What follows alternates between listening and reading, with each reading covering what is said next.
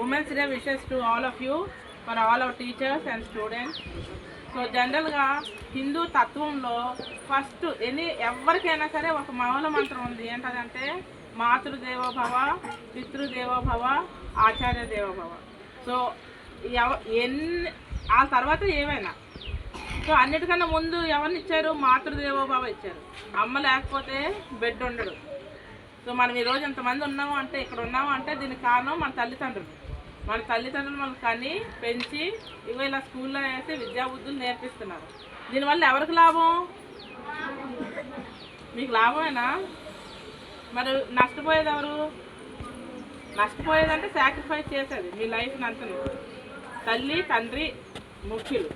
ఈ తల్లి తండ్రుల్లో చాలా అనేక శతాబ్దాల నుంచి మన హిందూ దేశం మీద అనేక మంది యుద్ధాలు చేసి లేకపోతే రకరకాల ప్రమాదాలు చేసిన వల్ల దానికి ఏంటంటే ఆడపిల్లని ఇంట్లోనే ఉంచుకోవాలి, బయటికి వెళ్తే ప్రమాదం అనే ఉద్దేశంతో, ముఖ్యమైన ఉద్దేశం ఏంటి అంటే ఆడపిల్ల ఇంట్లోంచి బయటికి వెళ్తే మళ్ళీ తిరిగి రాదు అనే పరిస్థితులు ఉండేవి కొన్ని దశాల క్రితం.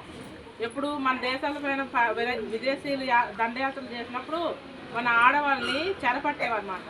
సో అలాంటి రక్షణ అలాంటి పరిస్థితి నా పిల్లకి రాకూడదు అని తల్లిదండ్రులు ఆడపిల్లని భద్రంగా ఇంట్లో దాచేవారు, బయటికి కనిపించకుండా. కానీ చాలా శతాబ్దాలుగా ఏంటైపోయిందంటే అదొక వ్యసనంలాగా, అలవాట్లాగా మారిపోయింది. ఇప్పుడు మనల్ని అన్యాయం చేసేవాళ్ళు, ఆక్రోశించేవాళ్ళు ఎవరు లేకపోయినా సరే ఆడపిల్ల బయటకు వెళ్ళకూడదు అనేస్తారు.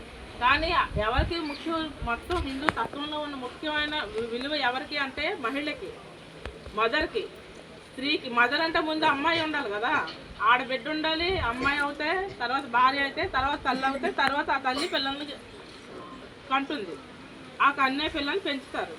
సో ఇదంతా జరగాలంటే ఆడపిల్ల బతుకుండాలి కదా ఫస్ట్. అలాగే మన దేశంలో ఉండే అన్ని జాతుల వాళ్ళు కూడా వాళ్ళ ఆడపిల్లల్ని రక్షించుకోవడానికి బయటకు పంపించకుండా 4 గోడల మధ్యనే ఉంచడం మొదలయ్యింది. ఆ 4 గోడల మధ్యన ఉంచడం హింసించడానికి కాదమ్మా, రక్షణ కోసం.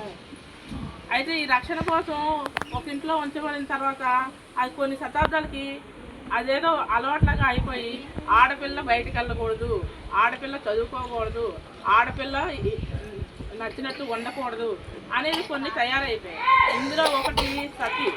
సతీ అనేది ఏంటి అంటే అది ఒక దురాచారం అంటారు. దురాచారము సత్చారము. కానీ సతీ సహగమనం.